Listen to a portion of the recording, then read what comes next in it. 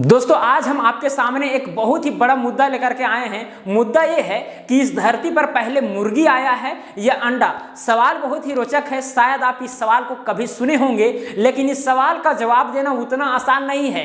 क्योंकि अगर कोई व्यक्ति कहे कि इस धरती पर पहले अंडा आया तो तुरंत उस व्यक्ति से पूछ दिया जाएगा कि अंडा कहाँ से आया, तो फिर उसे लाचार होकर के कहना पड़ता है कि मुर्गी से आया। इसका मतलब कि मुर्गी पहले आया, लेकिन फिर मुर्गी कहाँ से आया? किसी अंडा से आया होगा। फिर अंडा कहाँ से आया? मुर्गी से आया। तो इस तरह से जवाब देने में असमर्थ हो जाता है वह व्यक्ति, क्योंकि एक कड़ी बन जाता है, कड़ी एक सीक्वेंस बन जाता है और हम उस ओरिजिन तक नहीं पहुंच पाते हैं, उस स्थान पर नहीं पहुंच पाते हैं जिससे कि हमको ये पता चल सके कि पहले मुर्गी आया है या अंडा। देखिए, आपको कोई बुक में ये लिखा नहीं मिलेगा कि इस धरती पर पहले अंडा आया है या मुर्गा आया है और उसके विषय में पूरा विस्तार पूर्वक लिखा मिलेगा। ऐसा आपको लिखा नहीं मिलेगा। लेकिन एक चैप्टर है बायोलॉजी का, इवोल्यूशन, अगर उसको आप पढ़ेंगे तो आपको शायद एजम्पशन पता चल जाएगा। आप अनुमान लगा सकते हैं कि पहले मुर्गी आया या अंडा आया। आप आसानी से अनुमान लगा सकते हैं। और उस एवोल्यूशन को चैप्टर को अगर पूरा पढ़ना है तो कम से कम 10-15 दिन लग जाएगा।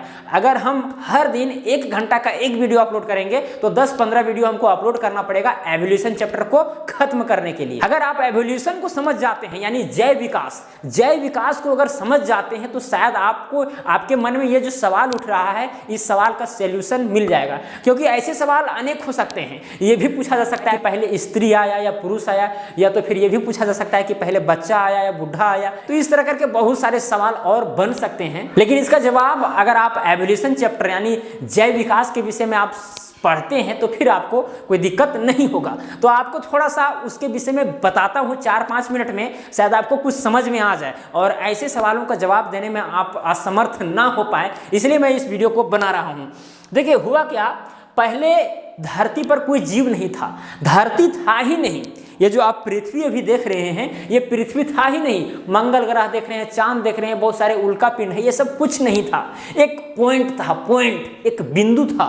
एक बिंदु था, माना जाता है इस साइंटिस्टों के द्वारा कि एक बिंदु था। लगभग 20 मिलियन ईयर्स अगो की बात है, यानी 20 मिलियन ईयर्स एक बिंदु था। और इस बिंदु का डेंसिटी इतना ज़्यादा था, घनत्व, डेंसिटी मतलब घनत्व इतना ज़्यादा था, यानी इन्फिनिट था। और इसका टेम्परेचर भी इन्फिनिट था, यानी बहुत ही ज़्यादा था, इतना कि अभी उसको हम माप भी नहीं सकते हैं। अब उस पॉइंट का क्या हुआ, एक्सप्लोजन हुआ, विस्फोट हो गया वह पॉइंट। और उसके विस्फोट होने से बहुत सारे टुकड़े इधर उधर पूरा बिखर गए और इस तरह से ब्रह्मांड का निर्माण हो गया। आज जो हम जान रहे हैं, मंगल ग्रह है, बुध ग्रह है, बृहस्पति ग्रह है, पृथ्वी है, ये सब जितने भी ग्रह हैं, चांद हैं, या फिर जितने भी उसके ग्रहों के उपग्रह हैं, ये सब इसी एक्सप्लोजन के बाद बने हैं। लेकिन बनने की प्रक्रिया बहुत ही लंबी है। देखिए, जिस समय यहाँ एक्सप्लोजन हुआ था, उस समय पृथ्वी इस प्रकार था, पूरा एकदम बहुत ही गर्म था, बहुत ज्यादा गर्म। उस समय न पृथ्वी में गैस था, न पानी था, कुछ भी नहीं था, केवल आग का एक गोला था, आग का गोला। तो एक्सप्लोजन के बाद जो पृथ्वी का स्थिति था वो इस प्रकार था। अब धीरे धीरे लाखों साल, करोड़ों साल के बाद में पृथ्वी धीरे धीरे क्या हो गया, ठंडा हो गया। ठंडा होने के बाद में फिर जिसमें गर्म था उसमें बारिश भी हुआ, तो धीरे धीरे टूट करके फिर मिट्टी बना, बहुत सारी चीजें हुई। और ये अचानक नहीं हुआ है, बहुत ही धीरे धीरे हुआ है। लाखों साल, करोड़ों साल के बाद में ये सब चेंजिंग हुआ है। ये जो आग का गोला था, अब धीरे धीरे उसमें पानी आ गया। क्या आ गया? पानी आ गया, थोड़ा इसमें स्थल आ गया, है कि नहीं। अब ये पानी जो है, यहाँ पर पानी में सिंगल सेल ऑर्गेनिज्म का जर्मिनेशन होने लगा। सिंगल सेल यानी एक कोशिकीय जीव का क्या होने लगा, जर्मिनेशन होने लगा। हम लोग क्या है, बहुकोशिकीय जीव हैं। बहुकोशिकीय यानी हमारे शरीर में करोड़ों, अरबों, खरबों कोशिका है।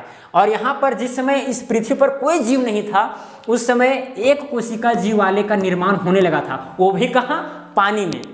अब ये एक कोशिका का जीव पूरा पानी में बहुत ज़्यादा हो गए, तो धीरे धीरे इकट्ठा होकर के एक बहुकोशिकीय जीव का निर्माण करने लगे। अब ये कोशिका जो है, बहुत सारा कोशिका इकट्ठा हो जाएंगे तो बहुकोशिकीय जीव का निर्माण हो जाएगा। अब बहुकोशिकीय जीव जो बना, मान के चलिए ये बहुकोशिकीय जीव बन गया, इसमें बहुत सारे कोशिका, हजारों लाखों कोशिका मिल गई। अब ये जो जीव है, अब एक नया जीव का फॉर्मेशन कर देता है। फिर ये फोटोसिंथेसिस करने लगता है, प्रकाश संश्लेषण की क्रिया करने लगता है, यानी सनलाइट लेकर के भोजन बनाने लगता है। तो धीरे धीरे जीवों का विकास होने लगा। इसके बाद में ऐसे जीव का निर्माण हो गया जो पृथ्वी पर भी आकर के, धरती पर भी आकर के रेंगने लगे। यानी पहले तो पानी में ही निर्माण हुआ जीवों का, उसके बाद में धीरे धीरे ऐसा अडाप्टेशन हुआ, अनुकूलन हुआ कि वो धरती में भी आकर के धीरे धीरे रेंगने लगे। यानी पानी में भी वो तैर लेते थे और धरती में भी रेंग लेते थे। तो फिर धीरे धीरे ऐसा अडाप्टेशन हो गया कि वे केवल धरती में ही रहने लगे। फिर कुछ दिन के बाद में डायनासोर आया। आपको पता होगा कि डायनासोर क्या देता था, अंडा देता था। फिर क्या हुआ, इसी समय एक एस्ट्रॉयड आया। ये जो आप एस्ट्रॉयड देख रहे हैं, ये वाला ये भाग आपको एस्ट्रॉयड दिख रहा होगा, ये एस्ट्रॉयड आ गया इसी समय। अब इसी समय आया, फिर पृथ्वी क्या हो गया, लहूलुहान हो गया। यहाँ पर लगभग 95% जीव जो थे, जो जीवों का निर्माण हुआ था, कुछ कुछ जीवों का निर्माण हुआ था, वो जीव क्या हो गए, पूरा बर्बाद हो गए। उसके बाद में जो भी 4-5% जीव बचे, वे एकदम त्राही त्राही करने लगे। जो चीज़ भी खाने के लिए उनको मिल जाता था वो खा करके धीरे धीरे रहने लगे। फिर उनमें भी एडाप्टेशन होने लगा, अनुकूलन होने लगा। आपको पता होगा कि प्रकृति जो है उसी चीज़ को जीवित रखती है अपने वातावरण में, जो उस प्रकृति में जीने के लिए क्या हो, सक्षम हो, उस वातावरण में जीने के लिए सक्षम हो, उसको बोलते हैं नेचुरल सिलेक्शन। और ये सिद्धांत दिया था डार्विन। ये आपको पता होगा, नहीं पता होगा तो कोई दिक्कत नहीं, बहुत ही लंबा चीज़ है। खैर समझना उतना आसान नहीं, इसको समझने के लिए आपको थोड़ा लंबा समय देना पड़ेगा। लेकिन इसी तरह से पहले पानी में ही जीवों का निर्माण हुआ, धीरे धीरे अडाप्टेशन होता गया, बहुकोशिकीय जीव का निर्माण हुआ, और उस बहुकोशिकीय जीव में भी मॉडिफिकेशन होते गया। हाथ पैर आया, हाथ पैर आने के बाद में आँख कान आया, इस तरह करके आते आते नया जीव का निर्माण हुआ। फिर बता ही दिए कि एस्ट्रॉयड आया था, फिर इस समय यहाँ पर तहलका मच गया था। फिर 95% जीव मर गए थे, जो 3-4% बचे थे फिर वहाँ पर किसी तरह से रह रहे थे, कुछ भी खा करके रह रहे थे। फिर उनमें भी अडाप्टेशन हुआ, अनुकूलन हुआ, चेंजेस हुआ, मॉडिफिकेशन हुआ। उसके बाद में नए नए जीवों का निर्माण होने लगा। देखिए बहुत बार म्यूटेशन होता है। म्यूटेशन एक टर्म है जिसमें होता क्या है, देखिए कोई जीव है, क्रोमोजोम होता है, क्रोमोजोम के अंदर में डीएनए होता है, डीएनए के अंदर में जीन होता है। अगर किसी कारणवश जीन में चेंजिंग आ जाता है अचानक, तो नया जीव का निर्माण हो जाता है। उसी को हम लोग बोलते हैं म्यूटेशन। और ये अचानक होता है। म्यूटेशन क्या होता है, अचानक होता है। तो सपोज कीजिए जिस समय डायनासोर था, जिस समय क्या था, डायनासोर था, इस धरती पर आया था, वो अंडा देता था। क्या देता था, अंडा देता था। हो सकता है कि वहाँ पर म्यूटेशन हो गया हो, उत्परिवर्तन जिसको बोलते हैं, अचानक परिवर्तन हो गया हो उस अंडा में, और उस अंडा से एक मुर्गी बन गया हो, है कि नहीं। तो यहाँ से एक जवाब आ सकता है कि पहले अंडा आया, यानी डायनासोर का अंडा होगा, उस अंडा में क्या हो गया, म्यूटेशन हो गया, म्यूटेशन की वजह से एक मुर्गी का जन्म हो गया। लेकिन अचानक मुर्गी का नहीं जन्म हुआ है, मुर्गी के पहले प्रोटो चिकन आया था। यानी चिकन को बोलते हैं हम लोग मुर्गी, ठीक है, उसके पहले क्या आया था, प्रोटो चिकन आया था। प्रोटो चिकन के बाद में आया है मुर्गी। तो धीरे धीरे अडाप्टेशन होता रहा, अनुकूलन होता रहा।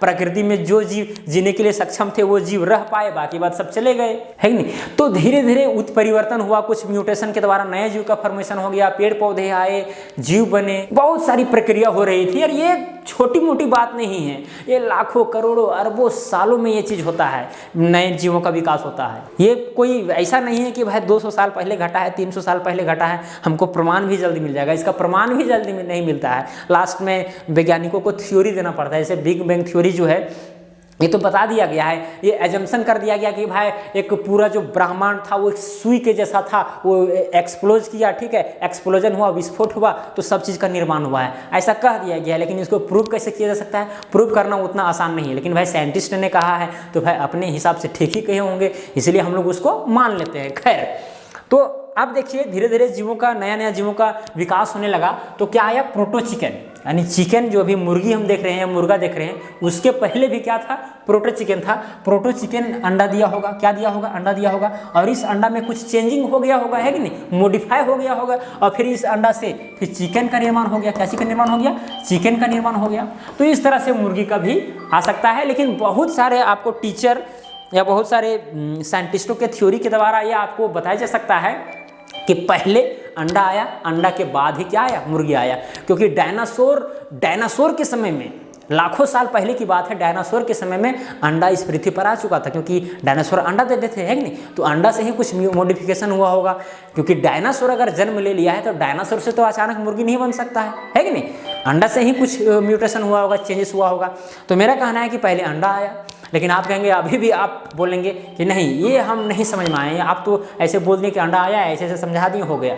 नहीं, देखिए ये थ्योरी आपको पढ़ना पड़ेगा। एवोल्यूशन क्लास 12 बायोलॉजी का चैप्टर है, उसको आप पढ़िए तो शायद आपको कुछ सीख मिल जाएगी उससे। जैसे यहाँ पर देख रहे हैं ह्यूमन जो अभी हम लोग इस प्रकार हैं, क्या इस प्रकार पहले से कहीं से टपक गए हैं? नहीं, धीरे धीरे विकास हुआ है हम लोग में, मॉडिफिकेशन में है, मॉडिफाई होते होते देखिए पहले किस तरह था, अब इससे लाखों साल करोड़ों साल के बाद में इस तरह हो गया। ठीक है, धीरे ये जो हाथ देख रहे हैं, हाथ से भी चलने में प्रयोग किया जाता था, हाथ को भी। ठीक है, उसके बाद में धीरे धीरे हाथ ऊपर हुआ, फिर पूरा ऊपर हो गया, फिर धीरे धीरे सीधा होता गया, फिर अभी देख रहे हैं कि अभी ह्यूमन इस प्रकार हो गया है कि नहीं। तो ये सब एक दिन में नहीं होगा, एक साल में नहीं होगा, 100 साल में नहीं होगा, 1000 साल में नहीं होगा, ये लाखों करोड़ों सालों में ये सब चेंजेस होता है, मॉडिफिकेशन होता है। और आपको क्या लग रहा है, अभी मान के चलिए ह्यूमन है तो क्या हम लोग इसी प्रकार रहेंगे?